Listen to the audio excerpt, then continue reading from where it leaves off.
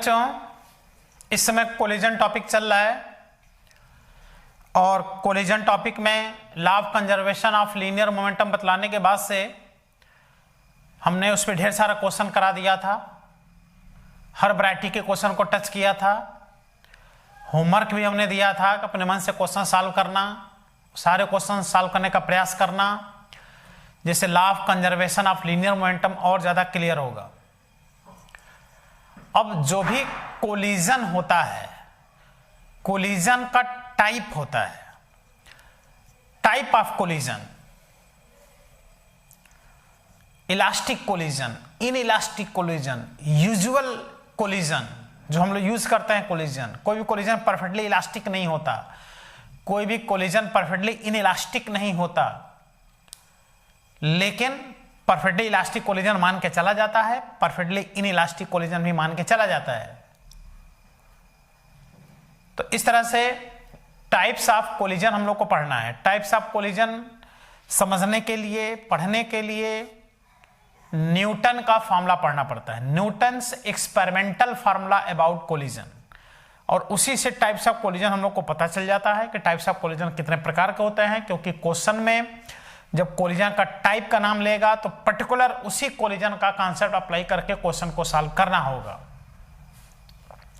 इसलिए next heading हम लिखने चल रहे हैं Newton's experimental formula about collision.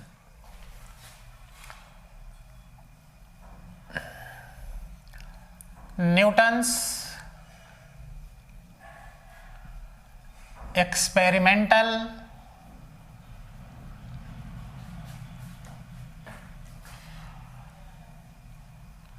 Formula about collision. Collision के लिए न्यूटन का फार्मूला।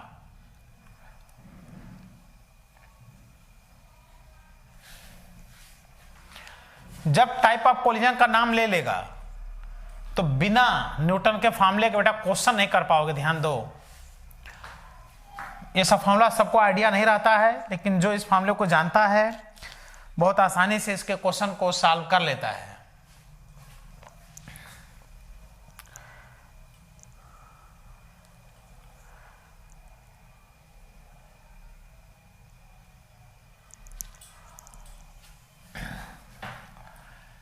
इसके लिए ये एक बॉडी है, ये सेकेंड बॉडी है,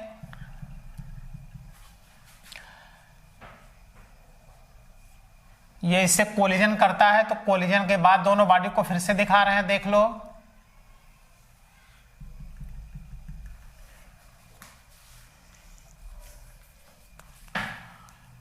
इसका मास है m1, इसका मास है m2। कोलिजन के बाद भी इसका मास m1 और m2 बना ही रहेगा। देखो, इसकी वेलोसिटी है u1, इसकी वेलोसिटी है u2, ये वेलोसिटी है v1, ये वेलोसिटी है v2। सबको पता है कि इसको बोलते हैं बिफोर कोलिजन, इसको बोलते हैं आफ्टर कोलिजन। कोलिजन के पहले, कोलिजन के बाद, बिफोर कोलिजन, और यह है आफ्टर कोलिजन। तो न्यूटन एक्सपेरिमेंटल फार्मूला क्या होता है पहले समझ लो। ये होता है v1 minus v2 is equal to minus E u1 minus u2। ये न्यूटन्स एक्सपेरिमेंटल फार्मूला होता है। v1 v2 ये वेलोसिटी है, u1 u2 ये वेलोसिटी है, और E यहां पर कोफिशिएंट ऑफ रेस्टिट्यूशन है। अभी हम बताते हैं फॉर्मूला बना कैसे। कोफिशिएंट ऑफ रेस्टिट्यूशन, प्रत्यानयन गुणांक इसको बोलते हैं। कोफिशिएंट ऑफ रेस्टिट्यूशन, E का वैल्यू डिपेंड करता है कि कोलिजन किस प्रकार का है। परफेक्टली इलास्टिक कोलिजन में E का वैल्यू 1 होता है, परफेक्टली इनइलास्टिक कोलिजन में E का वैल्यू 0 होता है। तो कहोगे ये इलास्टिक और इनइलास्टिक क्या है। जैसे देखो, एक बाल हाथ में लेकर के और दीवार पे मार दो, जिस एनर्जी से टकराए उसी एनर्जी से अगर वापस हो जाए, जिस स्पीड से टकराए उसी स्पीड से वापस हो जाए, तो ये परफेक्टली इलास्टिक कोलिजन है। और इसका एग्जांपल है एक बॉल जो हाथी के दांत का बना हुआ बॉल। सुनो हमारी बात को, क्या बोले, हाथी दांत का बना हुआ बॉल को अगर तुम नीचे गिरा दो, 10 मीटर हाइट से गिराओगे तो उठ के फिर 10 मीटर पे आ जाएगा। यह इलास्टिक कोलिजन, परफेक्टली इलास्टिक। और तुम एक बॉल बना लो गीली मिट्टी का बॉल बना करके दीवार पे मार दो, क्या वापस होगा, उसमें चिपक जाएगा। यह है परफेक्टली इनइलास्टिक कोलिजन। इससे तुमको क्लियर हो गया होगा। परफेक्टली इनइलास्टिक कोलिजन में एनर्जी का लॉस होता है बहुत ज्यादा, और इलास्टिक कोलिजन में एनर्जी का लॉस होता ही नहीं है। यह मेन कॉन्सेप्ट है। Perfectly elastic collision is based on the energy conservation. तो एनर्जी का लॉस कभी भी देखा जाए तो इलास्टिक कोलिजन नहीं होता है, वह इन इलास्टिक कोलिजन में एनर्जी का लॉस होता है। यही फार्मूला बहुत इंपॉर्टेंट फार्मूला है, न्यूटन्स का experimental formula v1 minus v2 is equal to minus e u1 minus u2।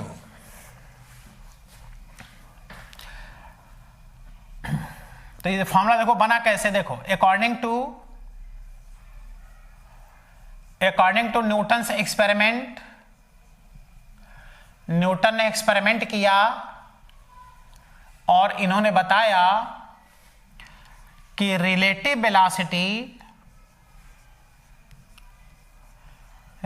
Velocity between two bodies, दो बॉडी जो कोलिजन कर रहे हैं उनके रिलेटिव वेलोसिटी आफ्टर कोलिजन के बाद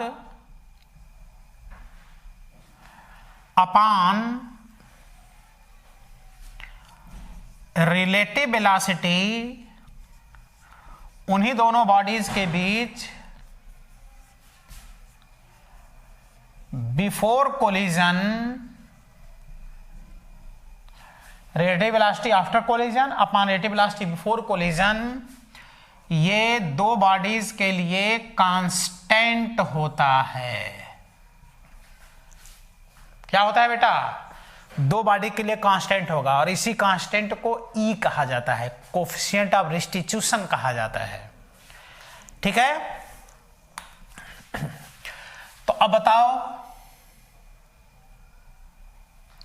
relative velocity after collision, collision के बाद रिलेटिव वेलोसिटी, कोलिजन के देखो, कोलिजन के पहले इसकी वेलोसिटी ज्यादा होगी, इसकी कम होगी, तभी ना टकराया होगा, तो ये रिलेटिव वेलोसिटी होगा u1 माइनस u2, और ये अब सेपरेट हो रहा है, इधर जा रहा है और पीछे से ये जा रहा है, तो इसके रिलेटिव वेलोसिटी अब होगा v2 माइनस v1। तो रिलेटिव वेलोसिटी आफ्टर कोलिजन होता है v2 minus v1।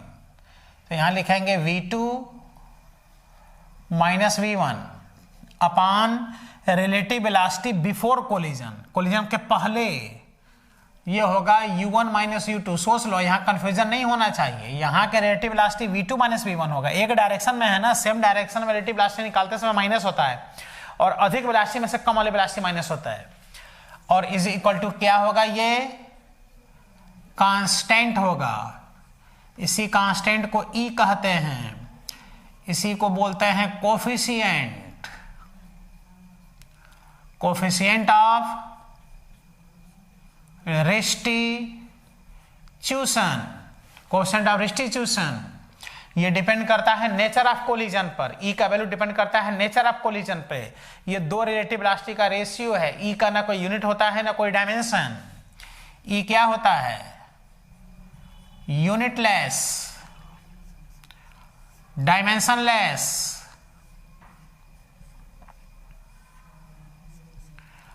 It is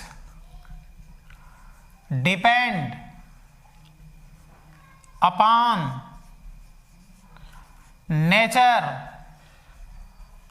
of collision, collision के नेचर पे डिपेंड होता है।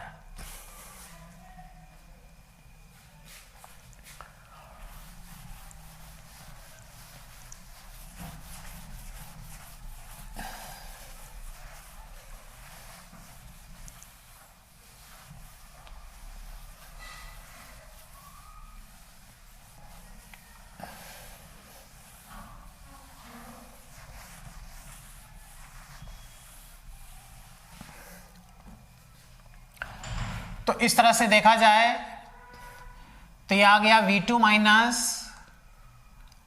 V1 upon U1 minus U2 is equal to E। तो ये आ गया V2 minus V1 is equal to E U1 minus U2। लेकिन अब देखो यहां U1 माइनस U2 है और यहां V2 माइनस V1 है, तो इसको सही करने के लिए माइनस से कर दो मल्टीप्लाई, तो ये भी हो जाएगा। देख लो V1 minus V2 is equal to minus E U1 minus U2। अभी यही फॉर्मूला हम बतलाए थे, देखो कितना इंपॉर्टेंट फार्मूला, जिंदगी बनाने वाला फार्मूला, बहुत ही इंपॉर्टेंट फार्मूला, न्यूटन का एक्सपेरिमेंटल फार्मूला। जब टाइप ऑफ कोलिजन का नाम ले लेगा क्वेश्चन में, जब ई का नाम ले लेगा, तो बिना इस फार्मूले के तुम क्वेश्चन सॉल्व नहीं कर पाओगे। स्टूडेंट इस टॉपिक को पढ़ता है, इसी फार्मूले को नहीं ध्यान देता है, इसी फार्मूले को नहीं पढ़ पाता है, तो कैसे आखिर वो क्वेश्चन सॉल्व करेगा बताओ। कहेगा इलास्टिक कोलिजन है, या ई का वैल्यू दे दे 0.5 है और क्वेश्चन पूछ दे, तो जब तक फार्मूला नहीं पता रहेगा तुम आखिर ई अप्लाई कहां करोगे। तो ये जब टाइप ऑफ कोलिजन का नाम ले लेता है तो उस समय ये फार्मूला अप्लाई करना पड़ता है। Very important formula, it is Newton's experimental formula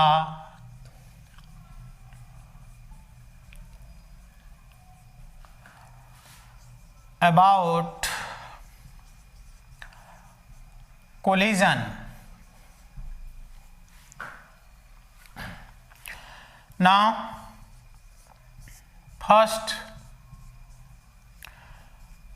for perfectly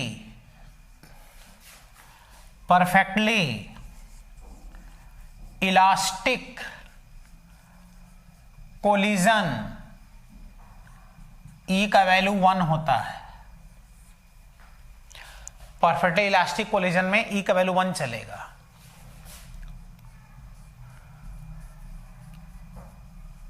For perfectly inelastic collision,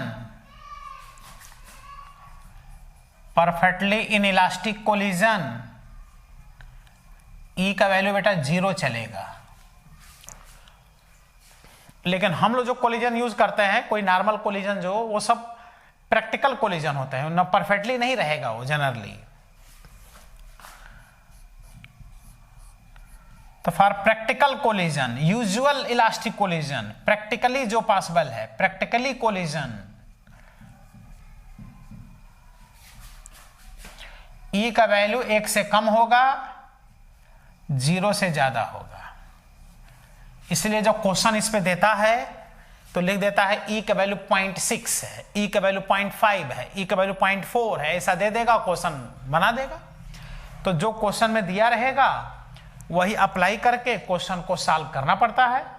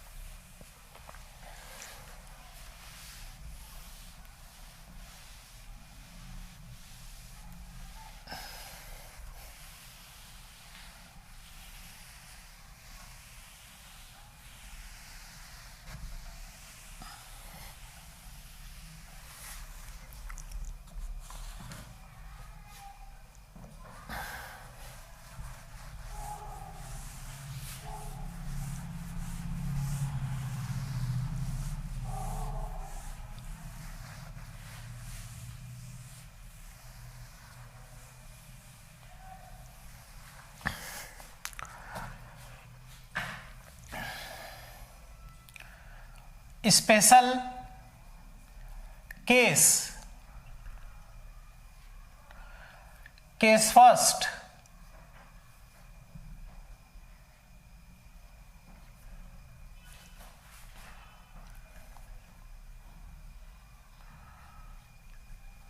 for perfectly elastic collision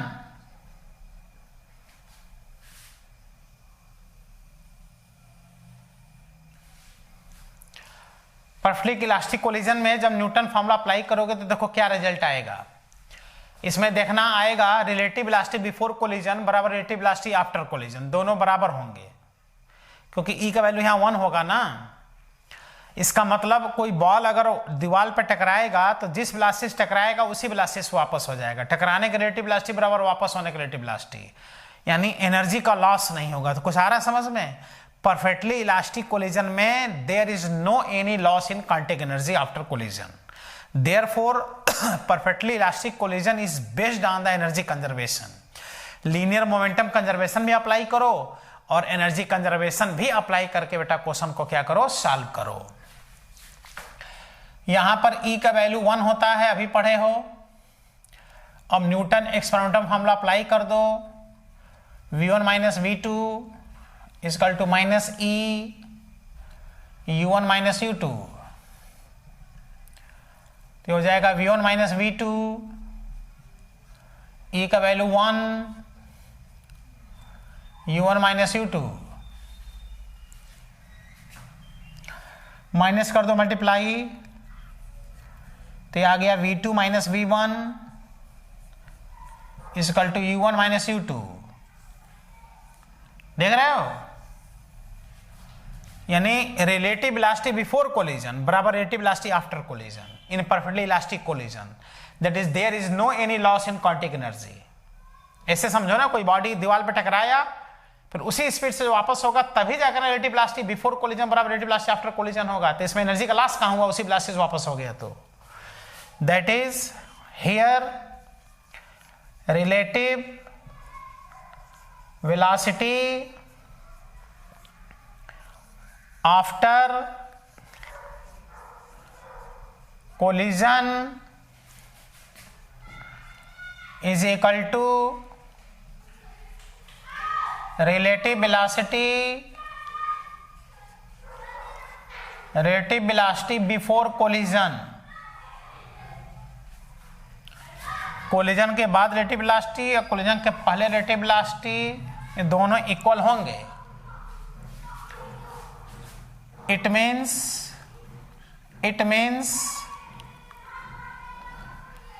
there is no any loss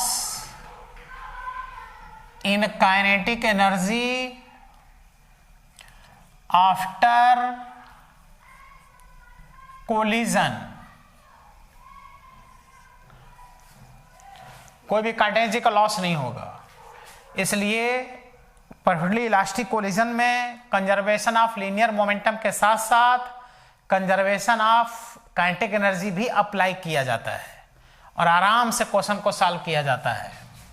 hence perfectly elastic collision is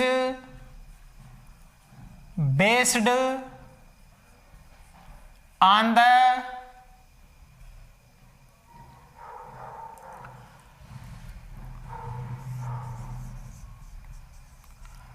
conservation of linear momentum and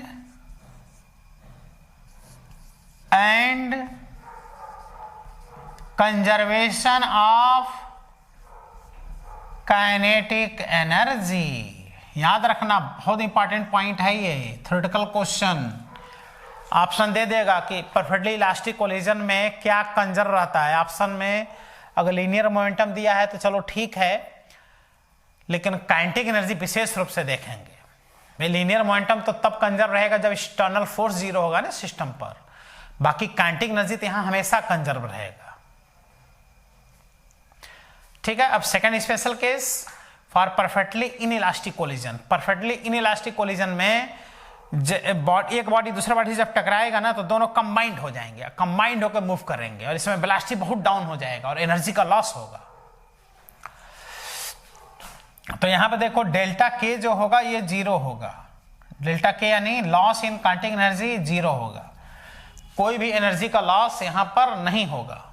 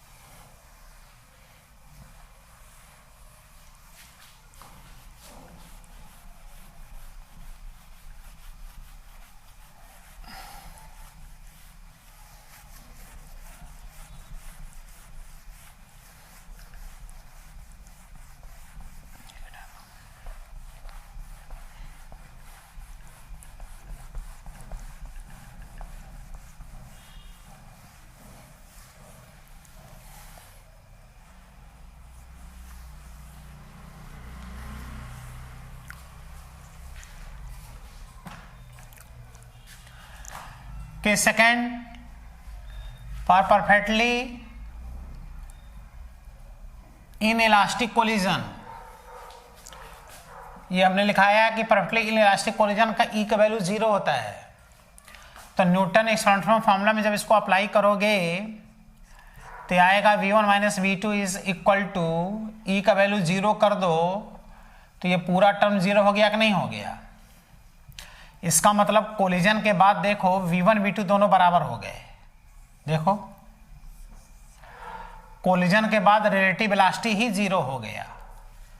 तो ये relative velocity है ना collision के बाद, ये तो 0 हो गया, v1 v2 के बराबर हो गया। कोलिजन के बाद दोनों बॉडी की वेलोसिटी इक्वल हो गया। इक्वल तभी ना होगा जब दोनों कंबाइंड होकर चलेंगे।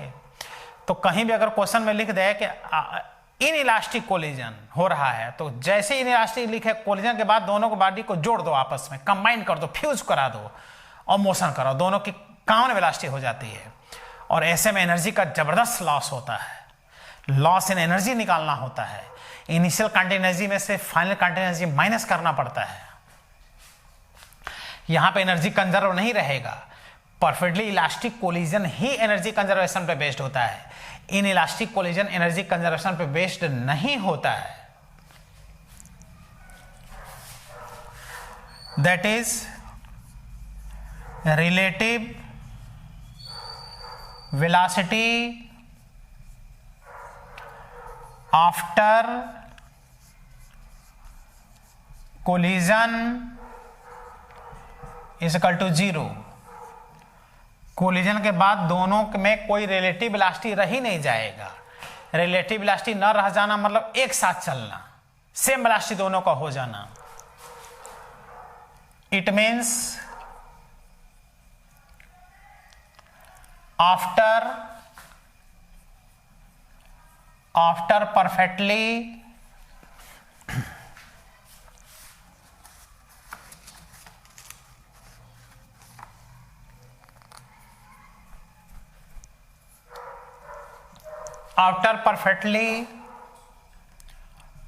inelastic collision, both bodies or moves together, एक साथ मोशन करते हैं, that is fuse to each other, एक दूसरे में फ्यूज हो जाते हैं, मिल जाते हैं और तब मोशन करते हैं। And here loss in kinetic energy takes place. यहां बेटा काइनेटिक एनर्जी का लॉस होता है। तो लॉस इन काइनेटिक एनर्जी निकालेंगे कैसे? कोलिजन के पहले इनिशियल काइनेटिक एनर्जी में से फाइनल काइनेटिक एनर्जी माइनस कर देंगे तो ये अब जीरो नहीं आएगा, लॉस इन काइनेटिक एनर्जी अब होगा। इनिशियल काइनेटिक एनर्जी जितना दोनों बॉडी का होगा उसमें से बाद वाली काइनेटिक एनर्जी को क्या कर दिया जाएगा, माइनस करके तब क्वेश्चन को सॉल्व किया जाएगा। तो देखो स्पेशल केस हमने बताया किस तरह से। फार्मूला कितना आसान, v1 माइनस वी2 बराबर minus E u1 minus u2 is coefficient of restitution, E depend upon nature of collision, for perfectly elastic collision is equal to 1, for perfectly inelastic collision is equal to 0। जब type of collision का नाम ले लेगा question में तो बिना इस फार्मूले के बेटा तुम क्वेश्चन सॉल्व कर ही नहीं सकते।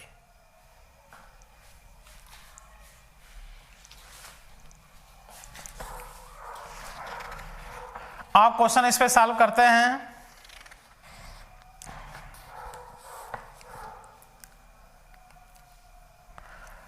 फर्स्ट लेवल का 35 number question, 35 number question of first level.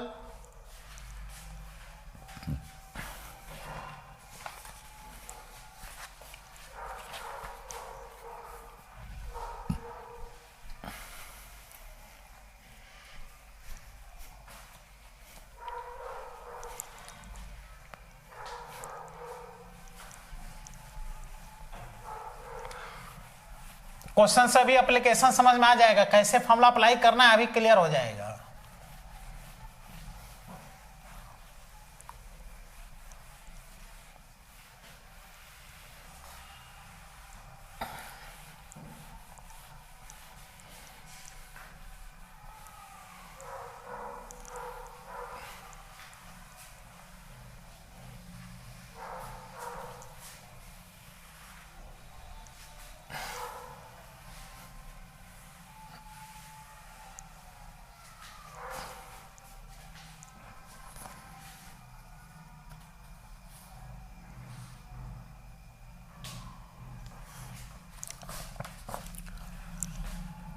Question number 35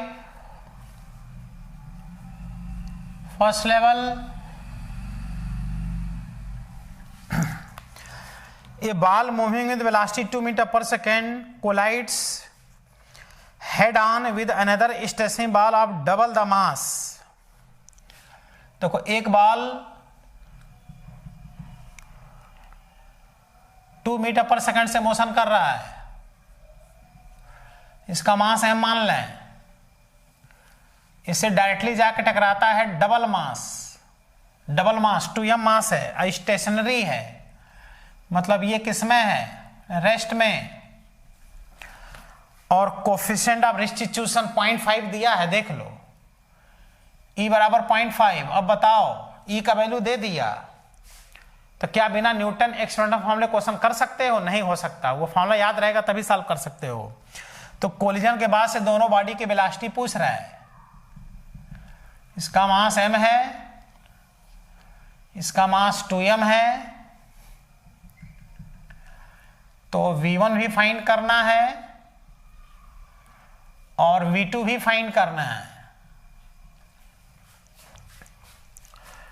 ठीक है बेटा,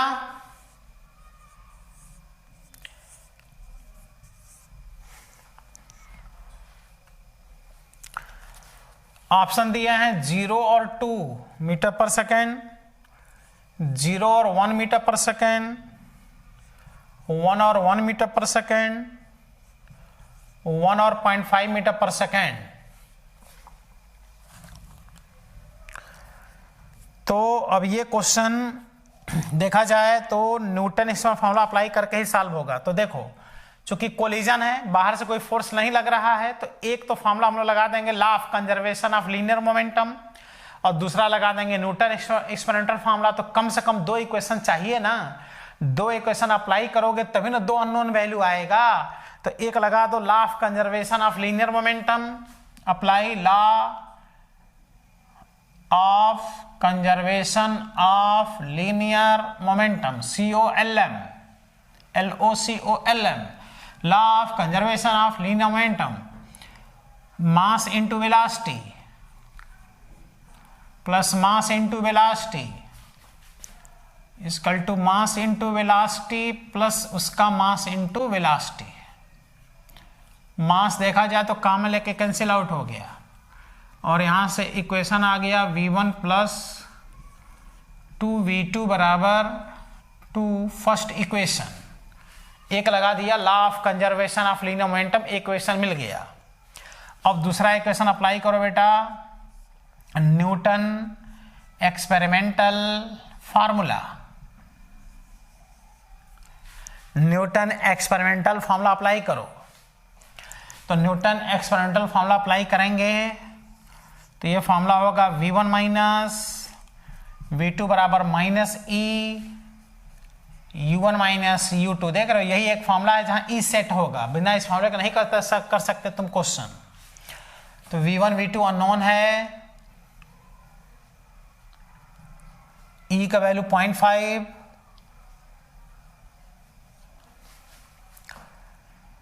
u1 माइनस u2 मिला ना, एक और इक्वेशन। तो ये आ गया v1 minus v2 is equal to -1, ये आ गया सेकेंड इक्वेशन। और यहां से आ गया v1 plus 2v2 equal to 2 first equation. अब दो इक्वेशन से तो दो अननोन आ ही जाएंगे, सेकेंड में फर्स्ट को माइनस कर दो तो ये कट गया, और ये माइनस होगा तो -3v2 आ जाएगा, और ये माइनस होगा तो -3 आ गया। देख लो v2 बराबर 1 मीटर पर सेकेंड आ गया v2 का वैल्यू 1 मीटर पर सेकेंड। और जब v2 का वैल्यू यहाँ 1 रखोगे तो 1 1 कट करके v1 का वैल्यू 0 आ जाएगा। तो आंसर हुआ 0 और 1, 0 मीटर पर सेकेंड और 1, v1 बराबर 0, v2 बराबर 1 metre per second. Accurate answer मिला कि नहीं मिला? किस फार्मूले से मिला बताओ बेटा? न्यूटन एक्सपेरिमेंटल फार्मूले से मिला। कुछ आया समझ में? तो इस तरह से देखा जाए तो न्यूटन एक्सपेरिमेंटल फार्मूला कितना इंपॉर्टेंट है, कितना आसानी से क्वेश्चन सॉल्व हो जा रहा है। अब इस पर हम क्या करेंगे, अभी अगले टर्म पे भी क्वेश्चन कराएंगे, और क्वेश्चन करा करके तब टॉपिक को और आगे बढ़ाएंगे। अब टॉपिक में कोलिजन का ही थोड़ा सा कुछ और कॉन्सेप्ट है, उसको देखेंगे। उसके बाद से सेंटर ऑफ मास और सेंटर ग्रेविटी इस टॉपिक में पढ़ना होगा, ठीक है। फिर आएगा आगे वर्क पावर एनर्जी, बहुत important topic, work power energy फिर आगे पढ़ना होगा। ठीक बेटा, थैंक यू।